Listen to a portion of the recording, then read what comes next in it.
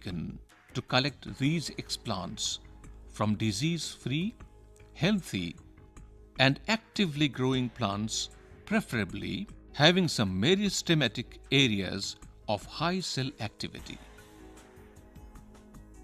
Immediately after collection, the explants are placed in clean water to avoid the entrance of air bubbles, microbes, and contaminants from the cut or exposed parts, and to avoid browning due to phenolic oxidation. These explants are then brought into a laboratory for surface sterilization. For this, the explants are first cut into smaller size using a scatier or a pair of scissors, and then placed in a Petri plate containing clean water.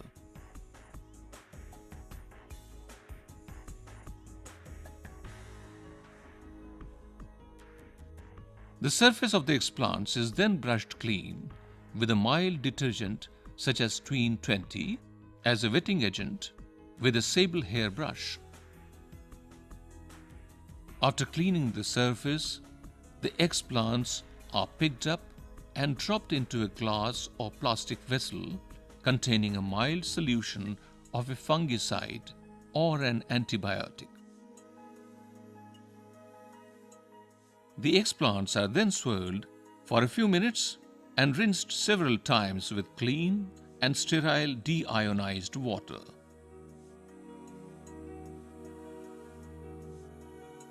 Finally, the explants are immersed in sterile deionized water and taken into inoculation chamber. Now, our explant is ready for next process of inoculation. Prior to entering the inoculation chamber through the double door, it is important to wear a clean cotton lab coat and take an air shower. Inoculation means transferring plant specimen into the media under aseptic conditions. Preparation of laminar hood. The laminar hood is a special equipment for inoculation. Shut the shutter of the laminar hood.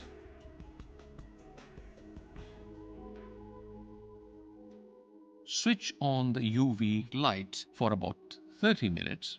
While the UV light can kill all the microbes, it is highly dangerous for human eyes and skin. Therefore, the shutter has a black sheet and is not opened until the UV light is switched off.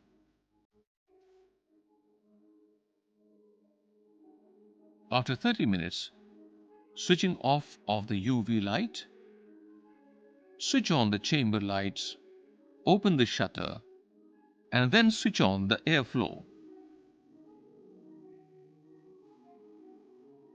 Prior to operating the laminar hood, it is essential to wear a clean and sterile face mask and a cap.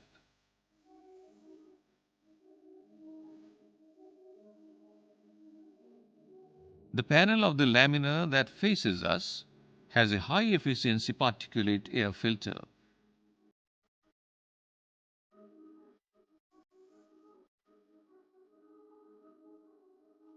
The explants are washed with 70% ethanol for a few seconds and then treated with a mild mercury chloride solution for a few minutes.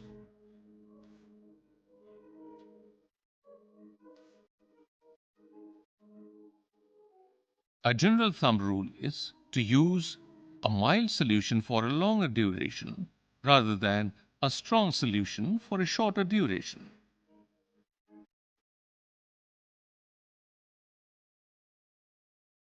After the sterilizing agent treatment, the solution is decanted into the waste beaker and the explants washed several times with sterile deionized water to remove all traces of mercury chloride. All the apparatus are dipped in the 70% ethanol, flamed using the lighted spirit lamp, and allowed to cool.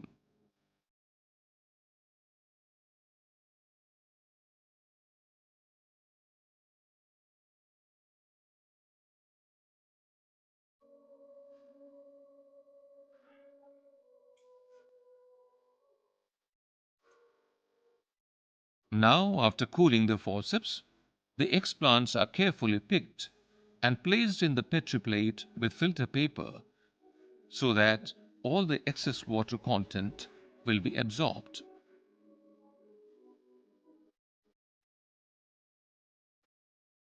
Surface of the explants, which were exposed to mercury chloride, are removed with the help of surgical blade.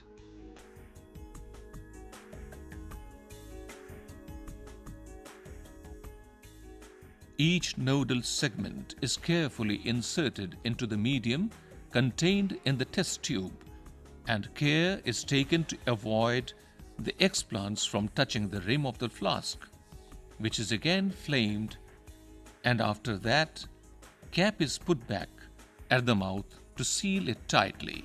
Finally, name of the plant, medium, and date of inoculation is labeled onto the surface of the test tube.